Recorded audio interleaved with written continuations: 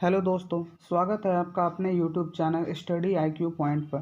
Friends, आज है 4 मार्च 2021 और आज 4 मार्च 2021 के 10 selected most important current affair के क्वेश्चन को मैं लेकर आया हूँ। ये सभी एग्ज़ाम के लिए बहुत ही यूज़फुल एंड हेल्पफुल रहने वाले हैं क्वेश्चन, इसलिए आप इस वीडियो को पूरा लास्ट तक देखें। और लास्ट में मैं आपसे ज्योग्राफी के क्वेश्चन भी पूछूंगा। पिछले वीडियो में मैंने हिस्ट्री के क्वेश्चन पूछे थे, जिसका आंसर मैं आज इस वीडियो में आप सभी को दूंगा। फ्रेंड्स, अगर इस वीडियो का आप PDF लेना चाहते हैं तो PDF आपको डिस्क्रिप्शन बॉक्स में मिल जाएगा। इसका लिंक दिया हुआ है, जिसे आप वहां से क्लिक कर डाउनलोड कर सकते हैं। तो चलिए शुरुआत करते हैं आज के पहले क्वेश्चन से। तो फ्रेंड्स, पहला क्वेश्चन है, किस राज्य ने निजी क्षेत्र में रोजगार के लिए 75% का आरक्षण दिया है? तो फ्रेंड्स, इस क्वेश्चन का जो सही आंसर होगा वो होगा हरियाणा। अगर हरियाणा के कुछ नोट टू द पॉइंट को हम डिस्कस करें तो हरियाणा से related note to the point है, हरियाणा में प्राइवेट नौकरी में युवाओं को 75% का आरक्षण दे दिया गया है और इसकी मंजूरी जो है वो राज्यपाल जी के द्वारा दी गई है। फ्रेंड्स, इस आरक्षण को Haryana Haryana state employed of the local candidate act 2020 के तहत लागू किया गया है। अब हरियाणा में लागू किया गया। तो हरियाणा के मुख्यमंत्री हैं मनोहर लाल खट्टर, उप मुख्यमंत्री हैं दुष्यंत चौटाला।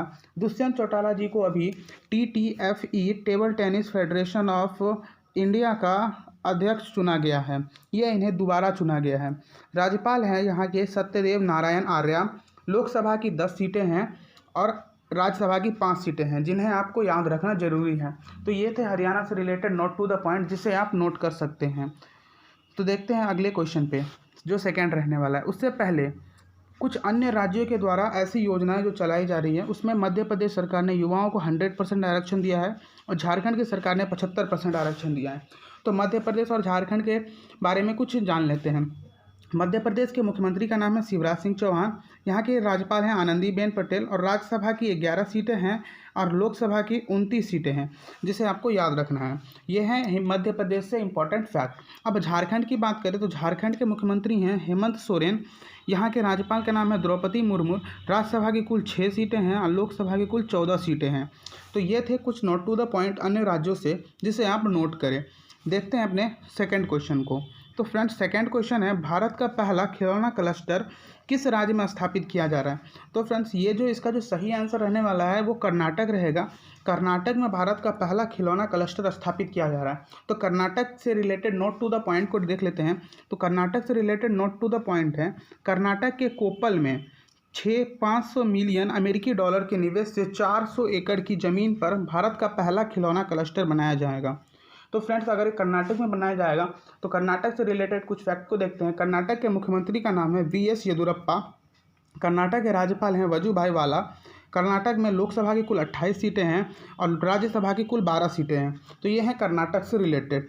और जैसा कि ये क्वेश्चन था भारत का पहला, तो भारत के पहले अन्य कुछ इंपॉर्टेंट फैक्ट को देख लेते हैं। भारत का पहला पुष्प प्रसंस्करण केंद्र वो कर्नाटक में स्थापित है और भारत का पहला ऑटोमोबाइल मिल्क प्लांट मथुरा में स्थापित है। भारत का सबसे बड़ा और पहला हाथी पुनर्वास ये केरल में स्थापित किया गया है। ये क्वेश्चन आपसे पिछले बार एग्जाम में पूछा गया था, हो सकता है इस बार भी पूछ ले। विश्व की पहली बच्चों की निर्मित लाइब्रेरी कोलकाता में स्थित है। तो ये थे कुछ इस क्वेश्चन से रिलेटेड कुछ नोट टू द पॉइंट, जिसे आप नोट कर सकते हैं। देखते हैं अगले क्वेश्चन पे, जो कि थर्ड रहने वाला है। थर्ड क्वेश्चन है, किस राज्य ने MSME के विकास के लिए सिडबी के साथ समझौता किया है? तो फ्रेंड्स, अभी आंध्र प्रदेश सरकार ने MSME के विकास के लिए सिडबी के साथ समझौता किया है। तो इस क्वेश्चन का सही आंसर होगा आंध्र प्रदेश। इस क्वेश्चन से रिलेटेड अगर नोट टू द पॉइंट को डिस्कस करें तो नोट टू द पॉइंट है, आंध्र प्रदेश की सरकार ने MSME के विकास के लिए सिडबी के साथ समझौता किया है। अब MSME क्या होता है फ्रेंड्स? तो MSME का फुल फॉर्म होता है micro small and medium enterprises. इसकी स्थापना हुई थी वर्ष 2007 में। केंद्रीय मंत्री हैं इसके नितिन गडकरी और राज्य मंत्री हैं प्रताप चंद्र सारंगी।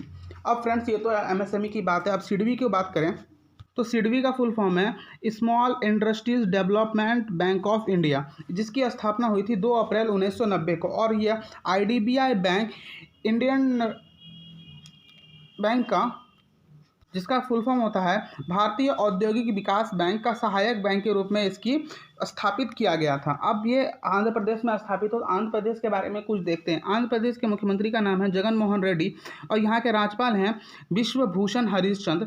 राज्यसभा की कुल 11 सीटें हैं और लोकसभा की कुल 24 सीटें हैं, जिसे आपको याद रखना है। तो ये थे कुछ आंध्र प्रदेश से रिलेटेड नोट पॉइंट जिसे आप नोट करें। बढ़ते हैं अपने फोर्थ क्वेश्चन है 22वें राष्ट्रमंडल टेबल टेनिस चैंपियनशिप 2021 की मेजबानी किस शहर के द्वारा की जाएगी? तो फ्रेंड्स इसका जो सही आंसर होगा वह पंचकुला होगा। पंचकुला में अभी 22वें राष्ट्रमंडल टेबल टेनिस चैंपियन 2021 की मेजबानी की जाएगी। तो इस क्वेश्चन का सही आंसर है पंचकुला। अब इसके कुछ नोट टू द पॉइंट को डिस्कस करें तो नोट टू द पॉइंट है पंचकुला में इस वर्ष 22वें राष्ट्रमंडल टेबल टेनिस चैंपियन 2021 की मेजबानी की जाएगी। और फ्रेंड्स अगर टेबल टेनिस की पहली हम बात करें कि पहला राष्ट्रमंडल टेबल टेनिस कब खेला गया था, तो वह वर्ष 2010 में नई दिल्ली में खेला गया था। अगर हम बात करें टेबल टेनिस फेडरेशन के अध्यक्ष की, तो अभी दुष्यंत चौटाला जी को बनाया गया है। अभी मैंने पिछले क्वेश्चन में आपको बताया था, ये दुष्यंत चौटाला जी हरियाणा के उप मुख्यमंत्री हैं, जिन्हें अभी दूसरी बार यह अध्यक्ष पद के रूप में चुना गया है। तो अगर हम कुछ अन्य खेल विशेषज्ञ के बारे में जानकारी लें तो विंटर ओलंपिक 2022 का आयोजन बीजिंग चीन में किया जाएगा और उसके बाद ग्रीष्मकालीन ओलंपिक का आयोजन वर्ष 2021 में टोक्यो में किया जाएगा। एशियाई खेल आयोजन 2022 का आयोजन भी चीन के हुआंगहो में किया जाएगा। फोर्थ है ग्रीष्मकालीन पैरा ओलंपिक का 2021 का आयोजन टोक्यो में किया जाएगा। तो ये थे इस क्वेश्चन से रिलेटेड कुछ नोट टू द पॉइंट जिसे आप नोट करें। देखते हैं अपना फिफ्थ क्वेश्चन है एशिया का सबसे बड़ा मवेशी पार्क कहाँ स्थापित किया गया है? तो फ्रेंड्स एशिया का जो सबसे बड़ा मवेशी पार्क है वो तमिलनाडु में स्थापित है। तो इसका सही आंसर होगा तमिलनाडु। तमिलनाडु से अगर रिलेटेड कुछ नोट टू द पॉइंट को डिस्कस करें तो इसके नोट टू द पॉइंट हैं तमिलनाडु में एशिया का सबसे बड़ा मवेशी पार्क स्थापित किया जा रहा है। और अगर बात करें तमिलनाडु से तो तमिलनाडु के मुख्यमंत्री का नाम है के पालानीस्वामी। यहाँ के राज्यपाल हैं बनवारी लाल। और तमिलनाडु में कुल 38 लोकसभा की सीटें हैं और राज्यसभा की कुल 18 सीटें हैं। तो ये थे तमिलनाडु से रिलेटेड कुछ फैक्ट। अब अगर जैसा कि ये क्वेश्चन था एशिया में सबसे बड़ा, तो अगर एशिया और विश्व में सबसे बड़ा बात करें तो एशिया का सबसे बड़ा एयरपोर्ट जो है वो उत्तर प्रदेश के जेवर एयरपोर्ट को बनाया जाएगा। विश्व का सबसे बड़ा क्रिकेट स्टेडियम अहमदाबाद में स्थापित है, जिसका नाम नरेंद्र मोदी क्रिकेट स्टेडियम रखा गया है। इससे पूर्व इसका नाम मोटेरा स्टेडियम था। थर्ड है विश्व की सबसे लंबी ट्रेन भारत में चलाई गई है। फोर्थ विश्व का सबसे बड़ा रेल नदी पुल जम्मू कश्मीर के चिनाब नदी पर बनाया जाएगा। तो ये थे इस क्वेश्चन से related note to the point जिसे आप नोट करें। देखते हैं अगला क्वेश्चन जो कि 6th है। किस राज्य सरकार ने EBC नेस्तम योजना की शुरुआत की है? तो फ्रेंड्स अभी आंध्र प्रदेश सरकार के द्वारा EBC नेस्तम योजना की शुरुआत की गई है। तो इसका क्वेश्चन का सही आंसर होगा option number C Andhra Pradesh. अगर आंध्र प्रदेश से रिलेटेड कुछ नोट टू द पॉइंट को देखते हैं तो आंध्र प्रदेश सरकार ने इस योजना की शुरुआत की है। इस योजना के तहत आर्थिक रूप से कमज़ोर महिला को 15,000 रुपये की आर्थिक सहायता दी जाएगी। तो ये थे आंध्र प्रदेश से संबंधित। फ्रेंड्स आंध्र प्रदेश से रिलेटेड मैंने कुछ फैक्ट आपको पिछले क्वेश्चन में बता दिया है, आप वहाँ से इसे देख सकते हैं। अगर हम बात करें महिला सशक्तिकरण के रूप में कुछ अन्य राज्यों में लागू योजनाएं की, तो सिक्किम में मुफ्त दूध उपहार कार्यक्रम का शुरुआत किया गया है, जो कि महिलाओं और लड़कियों से संबंधित है। असम के द्वारा महिला सशक्तिकरण के लिए अरुणोदय योजना की शुरुआत की गई है। थर्ड है सुपोषित माँ अभियान, आपको राजस्थान सरकार के द्वारा चलाया गया है। फोर्थ है महिलाओं को सशक्त बनाने के लिए संपत्ति में अधिकार देने वाला पहला राज्य आपको उत्तराखंड बना है, यानी महिलाओं को पति के पैतृक संपत्ति में अधिकार देने वाला पहला राज्य उत्तराखंड है। तो ये थे इस क्वेश्चन से रिलेटेड कुछ नोट टू द पॉइंट जिसे आप नोट करें। देखते हैं अगला क्वेश्चन जो कि 7th है। विश्व वन्य जीव संरक्षण दिवस कब मनाया गया? तो फ्रेंड्स अभी हाल ही में विश्व वन्य जीव संरक्षण दिवस 3 मार्च को मनाया गया है। तो इस क्वेश्चन का सही आंसर होगा ऑप्शन नंबर बी 3 मार्च 2021। अगर इस क्वेश्चन से रिलेटेड कुछ नोट टू द पॉइंट को डिस्कस करें तो नोट टू द पॉइंट है विश्व वन्य जीव दिवस प्रतिवर्ष 3 मार्च को मनाया जाता है और यह विश्व स्तर पर विश्व वन्य जीवों के संरक्षण के प्रति जागरूकता और समन्वय स्थापित कराने के लिए मनाया जाता है। फ्रेंड्स जो कि इसका क्वेश्चन से पूछे जा सकते हैं तो वो है कि विश्व वन्य जीव 2021 की थीम क्या है? तो इसकी थीम है इस बार वन्य और आजीविका सतत लोक और ग्रह। वर्ष अगर 2020 की थीम की बात करें तो वर्ष 2020 की थीम थी पृथ्वी पर जीवन कायम रखना। अगर बात करें विश्व स्तर पर मनाए जाने वाले कुछ अन्य दिवस, तो पहला विश्व वन्यजीव दिवस 3 मार्च 2014 को मनाया गया था। विश्व दलहन दिवस 10 फरवरी को मनाया गया। विश्व यूनानी दिवस 11 फरवरी और अंतर्राष्ट्रीय महिला वैज्ञानिक दिवस 11 फरवरी को मनाया गया। तो ये थे इस क्वेश्चन से related note to the point, जिसे आप नोट करें।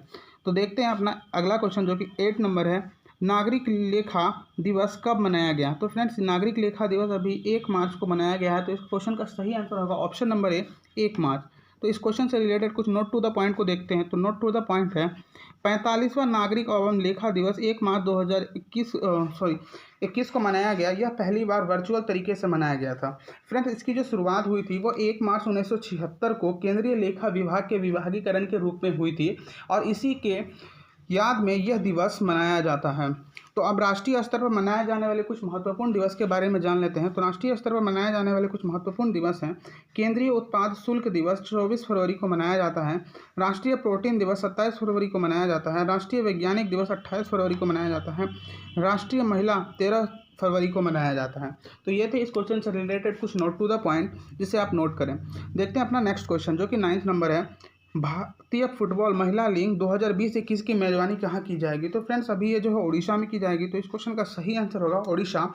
अब इसके कुछ नोट टू द पॉइंट को डिस्कस करें तो उड़ीसा में अखिल भारतीय फुटबॉल महासंघ के द्वारा भारतीय महिला के फुटबॉल की मेजबानी के लिए चुना गया है। यह भारतीय फुटबॉल महिला का 5वां संस्करण होगा।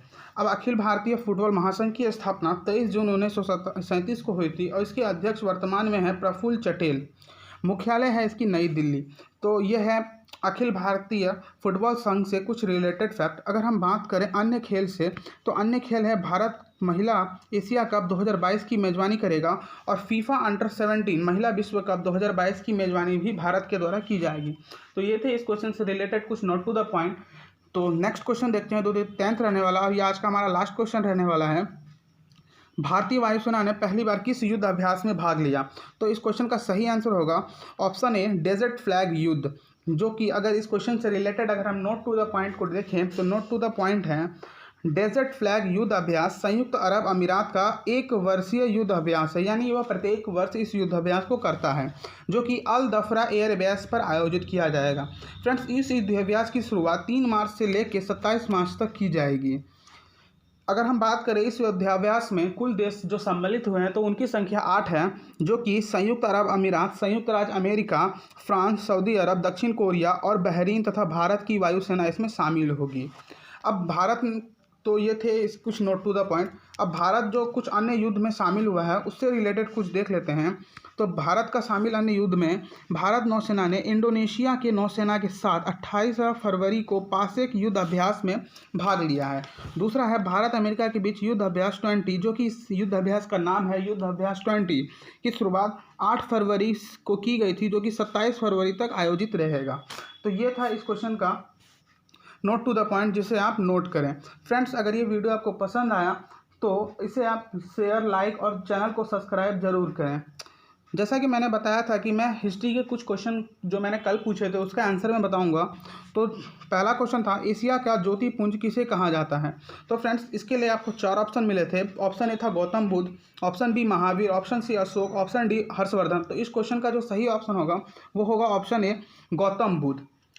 दूसरा क्वेश्चन था 1857 की क्रांति कहाँ से शुरू हुई? तो इसके लिए भी आपको 4 ऑप्शन दिए गए थे, झांसी, मेरठ, पटना, बरेली। तो इस क्वेश्चन का जो सही आंसर होगा वो होगा मेरठ, जो कि 10 मई 1857 को मेरठ में शुरू हुई थी 1857 की क्रांति। तो ये थे इन दोनों क्वेश्चन के आंसर हिस्ट्री के। अब आज का क्वेश्चन है ज्योग्राफी से। पहला क्वेश्चन है सूर्य प्रकाश पृथ्वी पर कितने समय में पहुंचता है? जिसके लिए आपको 4 ऑप्शन दिए गए हैं। पहला है 8 मिनट 30 सेकंड, दूसरा है 5 मिनट, तीसरा है 8 मिनट, चौथा है 8 मिनट 20 सेकंड, जिसका आंसर आपको कमेंट बॉक्स में देना है। और दूसरा क्वेश्चन है सूर्य ग्रहण के समय दिखाई देने वाले सूर्य के भाग को क्या कहते हैं? तो फ्रेंड्स, इसके लिए भी आपको 4 ऑप्शन दिए गए हैं, प्रकाश मंडल, केपलर, सौर्य कलंक, किरीट। इन दोनों क्वेश्चन का आंसर आपको कमेंट बॉक्स में देना है। तो फ्रेंड्स, आशा करता हूं कि आपको ये वीडियो पसंद आया होगा। अगर पसंद आया तो चैनल को सब्सक्राइब कर बेल आइकन को प्रेस कर ऑल नोटिफिकेशन को ऑन कर लें और मेरे आने वाले ऐसे ही वीडियो का इंतज़ार करें। तब तक के लिए धन्यवाद।